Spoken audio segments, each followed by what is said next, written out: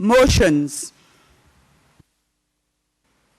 Be it resolved that Parliament by affirmative resolution approves the draft value-added tax amendment of rate, order which varies the rate specified under Section 10(1) of the Act.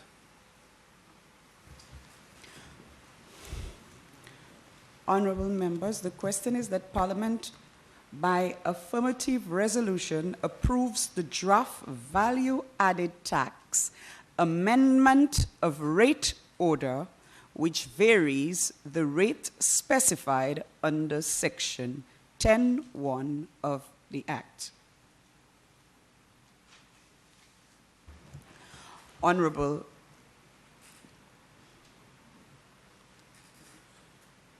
Madam Speaker, we've brought this motion to the House, Madam Speaker, in order to be able to amend the VAT or VAT tax rate. As announced last night, Madam Speaker, in my address to the nation, that we have contemplated the VAT rate and have come to the conclusion at this particular juncture that we want to reduce the rate from 15% to 12.5%. In order to make this determination, Madam Speaker, we conducted several studies. The first study that we had conducted, Madam Speaker, was a diagnostic study done by the Caribbean Development Bank, led by the Caribbean Development Bank, which included the Eastern Caribbean Central Bank, which also included the World Bank and the IMF. That report, Madam Speaker, was very, very informative in terms of the desires of the government. So clearly, in reading that, in preparing that report, Madam Speaker, we decided to address the situation head-on and provide the CDB with an outline of what the overall objectives are for the government, Madam Speaker. It has long been believed by our government that the level of taxation in this country is too high. And that what in fact was happening was the amount of monies available in circulation was causing a further contraction of the economy. And that the policy or the idea of increasing VAT to 15% in a time of a recession further contracted and exasperated the situation. And we saw many small businesses, Madam Speaker, going out of business.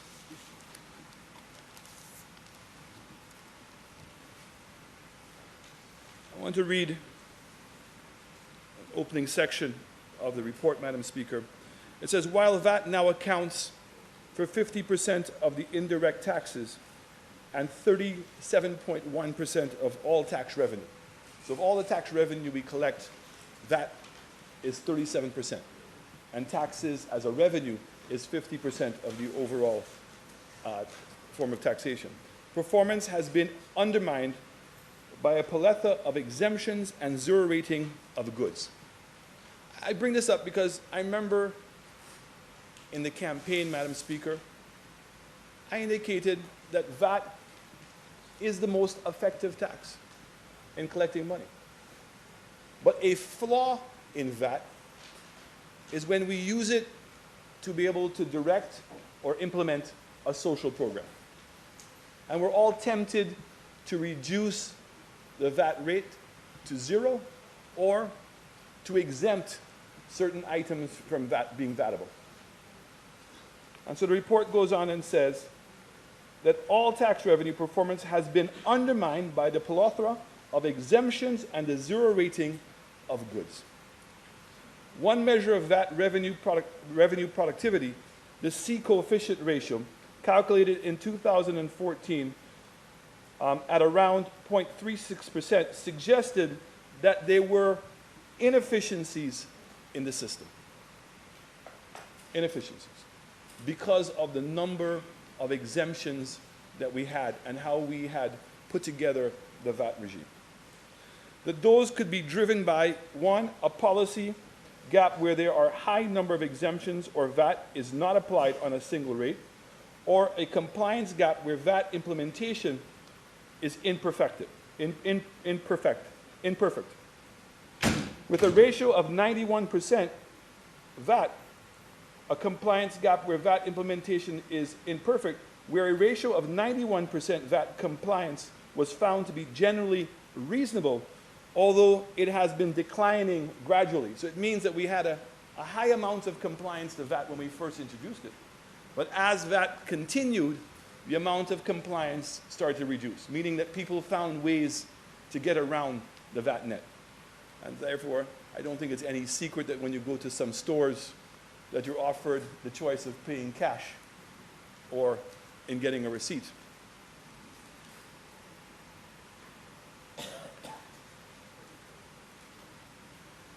Approximately 71 headings under the harmonized system for the classification of goods were exempt, while there were an estimate 164 goods of zero-rated list.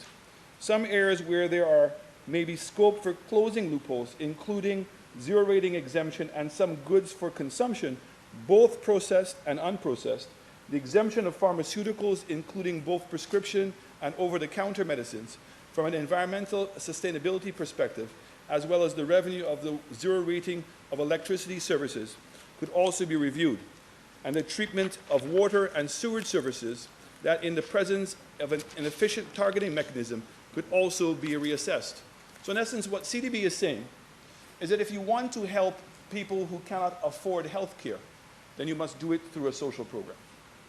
Attempting to do this is only exempting everybody, and it creates the flaw in the system. You know, very similarly, when we had, and both sides have made this mistake, where we had a subsidy on rice, flour, and sugar.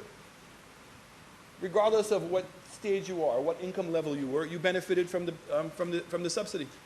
In fact, I have friends from Martinique who came here on a regular basis to be able to buy rice, flour, and sugar.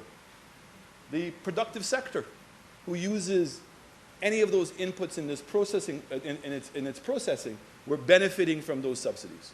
So in essence, that's what CDB is saying about VAT. That when you make these exemptions to be able to target people that are in need, it creates a flaw in the VAT, and it's not recommended. So in moving forward, Madam Speaker, we chose at this time to reduce the rate to 2.5%. And if you will see that we have not changed any of the current exemptions. So by calculation, Madam Speaker, we're talking about that we would be injecting the tune of $52.5 million for 1 year back into the economy, back into the hands of the productive sector, back into the hands of the households of individual people. In essence, trying to lower the cost of living. But I have to say to you, Madam Speaker, that the report also warns us that in small economies like ours, attempting to grow the economy only by increasing consumption could potentially dampen our growth rate. Meaning that the multiplier that you need, the effect that you're expecting to get in your economy by just putting money back in and generating consumption could possibly not generate a growth in your economy. So therefore, putting money back into the economy by itself potentially will not result in any change. In fact, you must look to get foreign direct investment or investment in your economy and grow your economy structurally, combined with the reduction in the VAT rate, to potentially allow your economy to be able to grow. I make reference, Madam Speaker, again to the report where it says,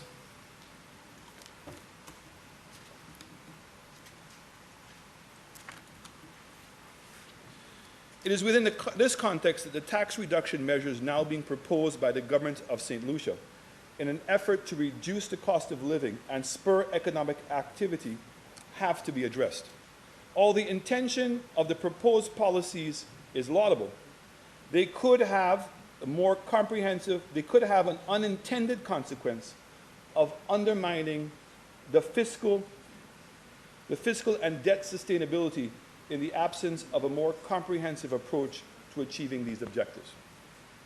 Notably, even if an increase in the economic activity to occur as a result of the proposed policies, given the low fiscal multipliers for St. Lucia, it is not likely that such increases would be sufficient magnitude to compensate for the revenue loss.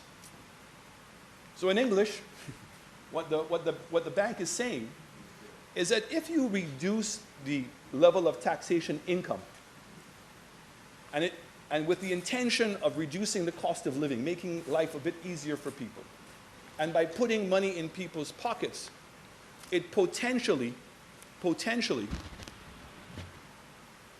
could actually, in fact, exacerbate our fiscal situation because of the loss of revenue to government. So the $52 million loss of revenue.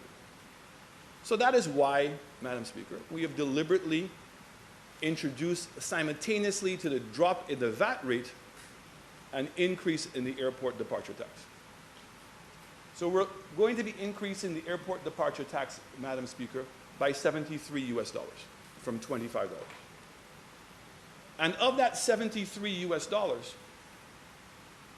$35 will be going into the airport development fund. So when we were in government previously and we were announcing the beginning of the airport, we thought there was wisdom in putting the tax in and start collecting money in order that we would have to borrow less money to build the airport. Unfortunately, the Prime Minister at the time felt that was immoral and that we should not be putting a tax on at that time because no work had commenced. The logic seemed to have failed him when it came to the dam. But nonetheless, we had collected $50 million up until the time that he made the change. And if in fact we had left that $35 on, we would have in excess of $200 million in the account today, Madam Speaker, which is half of the amount of money that we would have required to be able to build the airport. Half. So that means instead of having to go out to borrow $400 million, we would only have to go out and borrow $200 million because we already had $200 million in the account. So we are going to reintroduce that tax and put that money back into that account to start building the fund so that as the implementation of this tax comes on, it will reduce the burden of the taxpayers of this country to be able to have to pay for a new airport. We've also decided to take $30 of that tax, Madam Speaker, and put it into a sinking fund. Because in my estimation, in fact, if there is one thing that I find difficult to forgive the previous government of, is that when they came into government in 2011, there was in excess of $200 million in a sinking fund. Every year, each government would put in anywhere between $6 million to $12 million into a sinking fund. The purpose of that sinking fund was to build up a reserve of money that when bonds and treasury bills came due, that we had the ability to pay them off, pay off the principal, because all we've been paying is the interest. So we call that fiscal responsibility. But what did the government do? They spent the $200 million. Unencumbered money. Unencumbered money. Unencumbered money. $200 million. So what we're going to do now is put $30 of that tax back into the sinking fund. And when we spoke to the World Bank and the IMF and the CDB, and we agreed with their conclusions, we said, look, we think that in the short term we must bring relief to the people of St. Lucia. Because the former government's policies did not take into account the more vulnerable people in our society. Pensioners who were earning less pension than $1,000 a month, who had no way of making any extra money. A 66% hike in water. The introduction of VAT on their inputs. Where were they to get the money to pay for those things? But in the great humility of St. Lucia, they stayed silent. That is until June 6th.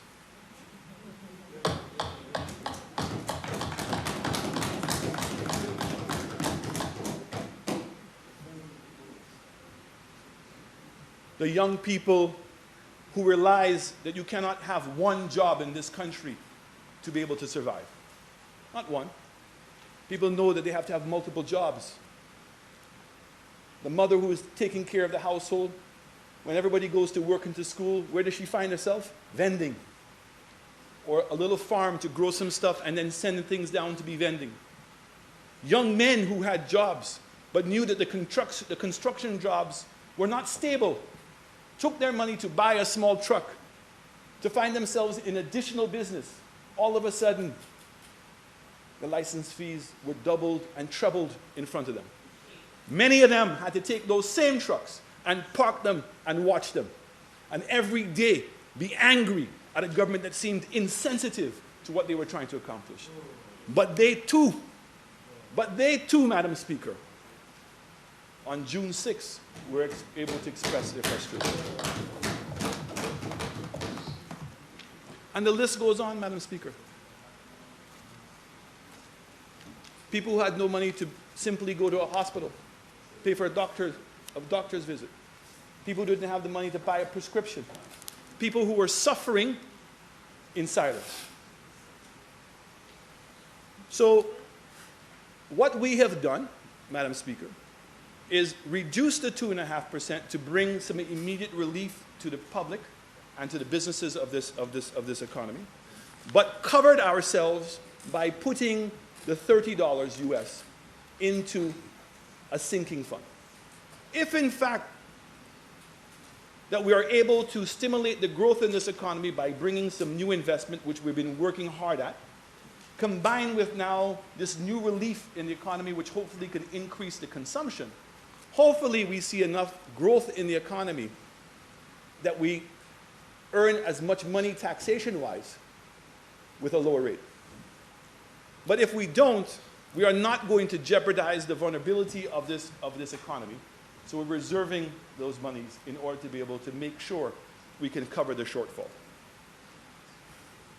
In addition to the prudent fiscal management, an important element to ensuring fiscal and economic stability is unlocking the country's economic growth potential. At present, St. Lucia's growth potential, and I want you to listen to this. St. Lucia's growth potential is around 2%, which is inadequate to reduce the stubbornly high unemployment and raise the standard of living of its citizens. Unlocking growth will require a heavy emphasis on institutional reforms and strategically selected infrastructural expenditure. What does that mean? It means that they're saying that as the economy is currently structured, if we were to continue down the path that the former government was going on, the most that this economy could grow is 2%. And that 2% rate is inadequate to cover the increases in debt and to be able to provide the standard of living that we all want, that we also we richly deserve. That is what we should be focusing on. But the government was too concerned about macro account numbers, fooling people. How do I know that? The report says there are two numbers that we must focus on. First of all, is there extra tax money to be collected? They said if we can improve our efficiencies, maybe we can collect some more money. They said there's about a $100 million shortfall.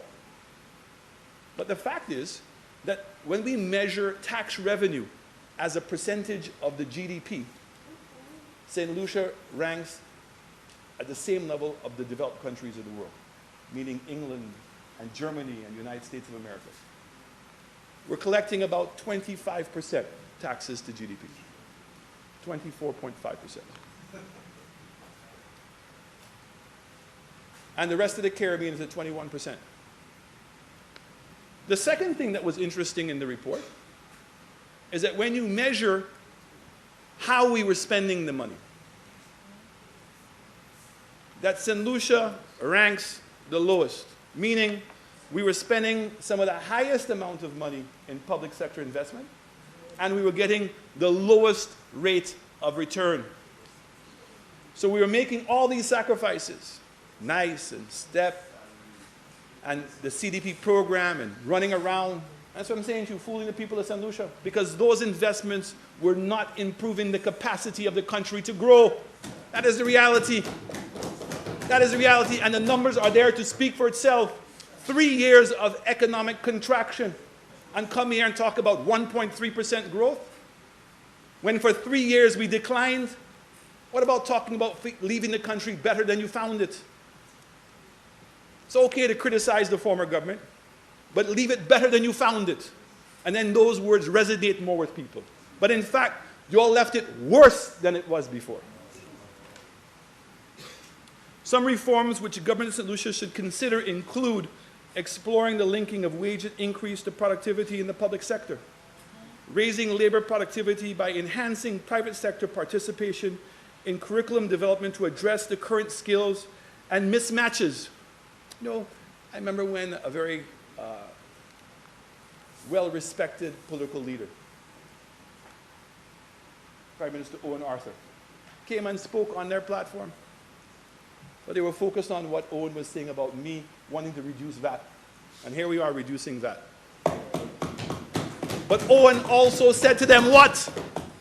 It is unexcusable that a government would not recognize that the unemployment rate that you have is intrinsically linked to the deficiency of the education system and doing nothing to address it. That's him.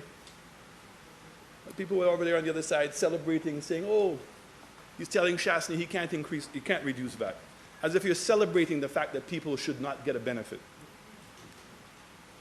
Reducing energy costs and improving energy security by utilizing concessional resources and exploring the opportunities for public-private partnerships in the area of renewable energy. I'm very happy to see the inroads that the former government was making. I think we were moving in the right direction. I'm also very happy that the World Bank intervened in Grenada. And a similar contract that is here in St. Lucia, the World Bank participated in breaking that contract, that monopoly. And remember, when the Dominican government broke Cable and Wireless's monopoly, how we saw a change in communications. I believe that changing that contract in Grenada will have similar repercussions throughout this region because the cost of energy is too high, one. Our dependence on outside resources, meaning energy from outside the world, in which the prices continue to fluctuate between $150 all the way down to $46, leaves us in a vulnerable state. And we must find a way to bring some stability to that. And clearly, harnessing green energy is a critical area. So I applaud the former government in moving and continuing in the direction we were going in, but unfortunately it didn't go far enough. And where you've left it is where we will take it and make sure we introduce now green energy in order to reduce our vulnerability, allow us to meet our SDG goals that we've set, but more importantly, bring price stability to our energy sector and to be able to make sure that we're reducing the cost of energy over a period of time. And what we have to continue to depend on, and that's where Minister of Sustainability and the idea of also having her be the Minister of Innovation is critical. It is the dependence that the innovation that's taking place in solar and windmills and other forms of energy continues to improve, one, in the efficiency, which means that the cost of that electricity rate will continue to come down. And because it's from the sun or it's from the wind, which are elements that are in our hemisphere, the likelihood is that we're going to see stability in energy cost. Energy costs are important not only to the cost of living of solutions and our foreign exchange, but also more importantly in making us more competitive. We cannot be competitive when we're paying 36 to 38 cents or 40 cents US a kilowatt hour for electricity. encouraging stakeholder participation on national and sectoral issues, improving business facilitation by addressing the institutional efficiencies, particularly in those agencies that interface directly with the private sector, finalizing, enacting insolvency legislation, and removing the barriers that inhibit the process of registering property. This is a very vexing issue, Madam Speaker. It's a very troublesome one. Because of our French history, we have a Napoleonic Code which has enshrined certain laws when it comes to foreclosures. And sometimes we only look at this thing from one side. We look at it from the person paying money and paying a mortgage, finding themselves with an inability to pay, and then losing that house. But if you don't address that situation, and we address it in a very socially conscionable way, if you don't address that situation, we now find ourselves where, on average in this region, that the banks are holding non-performing portfolios of in excess of 17%, meaning that 17% of the loans that they have are not performing. The prudent level is 5%, and even at 5%, all kinds of bells and whistles should be going off. So it means that what we're going to do if we don't resolve this problem, Madam Speaker, is we're going to undermine the savings of people who have their money in banks. Because in essence, we're making the banks insolvent. And so while we must be very sensitive as to how we deal with this moving forward, because owning your own home is such an emotional and such an important part of being St. Lucia and building a life for yourself and your family, but we must be cognizant that we do have responsibilities. And we must not undermine the ability and the reliability of our financial institutions.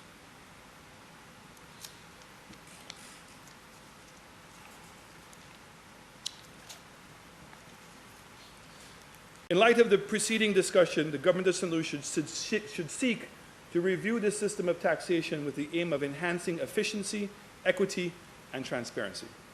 Closing revenue leakages in the major tax categories such as VAT, PIT, and corporate tax should be an imperative, particularly in light of proposed policy solutions. This would ensure, among other things, the more equitable use of deductions allowances, addition to use of cabinet concessions to incentivize private sector activity, and especially where these decisions are not made publicly available, should be limited. And it does to not promote transparency or ensure predictability. In this regard, the Government of St. Lucia should consider the use of omnibus legislation to cover the range of concessions across various sectors. And in the event that a cabinet conclusion is required, the publishing of these decisions. Lastly, the Government of St. Lucia should seek the conduct and publish annual tax expenditure reports to better engage in the cost-benefit analysis of incentives. On that matter, Madam Speaker, we went through a lot of discussions because the report also indicates that the productive sectors of this country, which have an opportunity for growth, all have one thing in common. They're export-led. So there's this conflict with regards to giving incentives and to what effect does it make those businesses more competitive? Because if you don't give those incentives and your businesses are not competitive, they're not going to grow. And therefore, the rationale of what we like to call foregone revenue is not necessary. So the question becomes, how do we make that happen? And the Minister of Tourism alluded to it, that we're in the process of reviewing all of our incentives, not just in tourism, but in agriculture, in manufacturing, and in industry. And that there is going to be a core commonality in those incentives because they're all export-led. So the premise that applies to manufacturing or to our banana sector also applies to tourism and our financial services. There has to be that consistency. We must be looking to generate growth, and that growth has to come in the international market. There's not enough of economy, the size of the economy here isn't big enough by itself to generate the necessary growth that we have to have. So we have to be competitive. And in being competitive, there are things that we have to overcome. I was seeing a report that the cost of a container to come here is $2,800. To go to Antigua is $1,800. To go to Jamaica is $9. The cost of electricity in Trinidad is 10 cents. Here it's 36 cents. So it's 400% higher here than it is in Trinidad. Cost of labor. We think the cost of labor is low here, but relative to Mexico and the Dominican Republic and parts of Asia, we are high. So these are the things that we must address. We must be able to determine how we're going to be competitive. I bring all this up, Madam Speaker, because the report is all-encompassing. We are engaged with the private sector, with the unions, with international agencies, with the intent that by April that we will be announcing a comprehensive 4-year strategic plan. One that recognizes we cannot continue doing business as usual. One that starts recognizing that there are changes that we have to make. Public service reform, it can't just be a catchphrase. The idea that you're going to curtail wages by stifling increases in the wages is not a solution. How can it be expected that you're going to keep wages down for 10 years and give 0, 0, 0, 0, 0? That is when I say that you're passing on the burden of our society to the wrong people. We must find a mechanism in which we can grow this economy and not at the expense of the workers of this country. Everybody deserves better. And as I said in my UN speech, any policy that takes away from the basic human rights of education, of health care, of justice and security, and your quality of life, that policy cannot be accepted. Not for a short time, not for a medium time, and certainly not for the long term. We must be willing to make those tough decisions. In order to recognize, to grow, we must be competitive. And let us make those decisions collectively. That is why, Madam Speaker, this 2.5% was designed to be part of 5 to Stay Alive. 5 to Stay Alive is not the economic solution or panacea for solutions. 5 to Stay Alive recognized that too many people in our society who could not afford to protect themselves, who were not affording a basic living, were being affected by the policies, and too much of a burden was being put on them. That is why the vehicle license fee became effective on September 1st, a 50% reduction in the increase that they imposed. In this school year, we will increase the school bus subsidy and expand the school feeding program.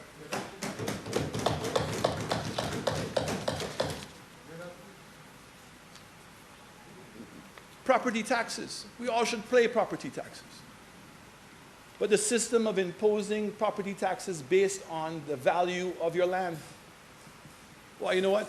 If I want to borrow money, I know who to go and value my land.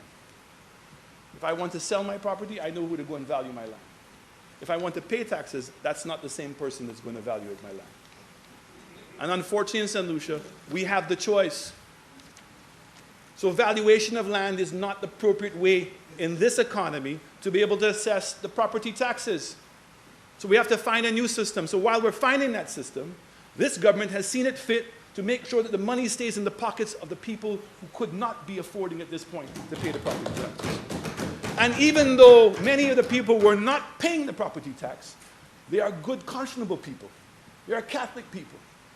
And guess what? They went to sleep at night feeling guilty they were not paying those taxes. The Ministry of Finance is working with the Ministry of Health on the proposed target amnesty on health care, which will begin on the 1st of December. Pensioners who are making less than $1,000 a month, people who are unemployed and who are already on the poverty list should not have to pay for health care. And they should not have the burden of going and feeling guilty about going to the hospital knowing that they owe money, or terrified to go and see a doctor, or terrified to go and get a prescription.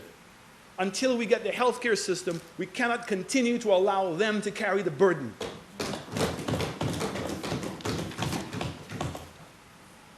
And I'm very, very happy to say that the dialysis takes a very special part in that. So dialysis patients who are not insured, the government will help them, because they should not go knowing that they're going to die if they don't get dialysis. And last but not least, that we've put in a reduction of 2.5%. We've done the prudent thing and put together money set aside in case we lose money, in order that we don't jeopardize the fiscal viability of this country. But in the meanwhile, we're working with Ernst & Young. I have to say, I've got my first draft report from them, that by the end of December, that we will now put together a reviewed program for VAT and create a VAT system that we believe that is going to serve all masters, that is not going to be designed to cause anybody in our society to be overburdened, but one that also recognizes that we must be competitive, and our tax structure cannot cause us to be uncompetitive on a global basis, but at the same time fulfills our obligations. And that tax structure will come with a review structure. What's the review structure? Healthcare. If I had not seen it for myself, Madam Speaker, I would not believe it. That you come into government, that you have 2 new hospitals with no solutions on the table. Even trying to find out, Madam Speaker, how much money the new hospital is going to cost us. We just saw a report. Preliminary estimates is that there's going to be an $80 million increase in recurrent expenditure just for the Owen King Hospital. That means over an 80% increase in recurrent expenditure in healthcare by itself. Where is that money going to come from? And Madam Speaker, we have not even begun to talk about St. Jude, a project that started off at $19 million, $30 million. Now we're at $91 million. Potentially, buildings would have to be broken down because there was no plan, not even being built to standard. And the cost, the idea of where we were going to get the recurrent expenditure to pay for it, there was nothing there. The same thing with the judicial system. 4,500 case backlog, no DPP. 4 people in the DPP's office, it should have been 10. Where are we going? How are we going to resolve these issues? A police force that is demoralized. You have a situation in which you have no forensic lab. We're having to send out things to Bermuda and to Barbados, and we're even behind on those payments. So that is undermining the judicial system that we have, because we have basic common sense tells you, if in fact we can convict people quicker, it will be a deterrent for people to be getting involved in crime. But almost we're giving people a license to commit crime in this country. We had a former government that just seemed to ignore those basic issues, Madam President. So there has to be an overall change. When we talk about education, how much money we're spending on education, and how much of that money goes just in salaries. So, Madam Speaker, I don't want in any way for anybody to believe for one moment that the 2.5% VAT reduction is the panacea. This is not the solution to our problems. This 2.5% relief is to recognize in a conscientious, conscionable way the pain and the suffering certain people have had in this society. And that we will design a social program that will be targeted. The ability to select the people who need help and to make sure that we're working with them. You know, when I hear about footpaths and I hear about improving the sewage in certain communities, yes, that improves the quality of life of a poor person, but it doesn't take them out of poverty. The focus of this government will be to take people out of poverty. And we shall empower the people of this country. That is why one of the things we're commissioning right away. And I'm so happy that the students are here from Sir Arthur Lewis College. Mind you, they are law students, and I congratulate all of you. But we want to implement a new recording studio and also a film studio, as well as a broadcasting studio, and that we put it into Sir Arthur Lewis's curriculum. Because when we talk about the creative industries, it's not about the ability who puts on the best concert. It's about allowing our young people to participate in the creative industries. And when I had the opportunity to speak to each one of you, I said to you, entertainment law, it's global. Entertainment law is based on what? It's based on an idea. It's based on innovation.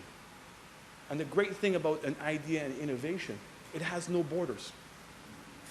The people who invented Uber are two students who created something in today's world that was just common sense and have become incredibly wealthy by creating an idea and being able to follow up on it.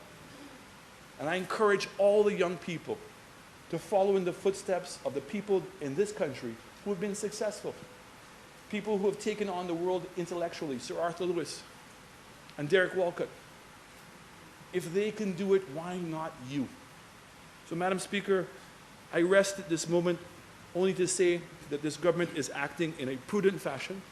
I'm hoping that people will enjoy the benefits of the 2.5% decline, that the increase in the airport tax, we believe, will have no impact on the tourism arrivals to this country because we're charging what other people are also charging.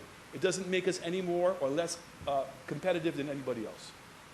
And that we're going to reserve that money, and hopefully we are right, and we see growth in our economy, we see continued growth in the revenue of this country at a lower tax basis, and the money that we're generating will go in to help improve healthcare, education, and your future. I thank you very much.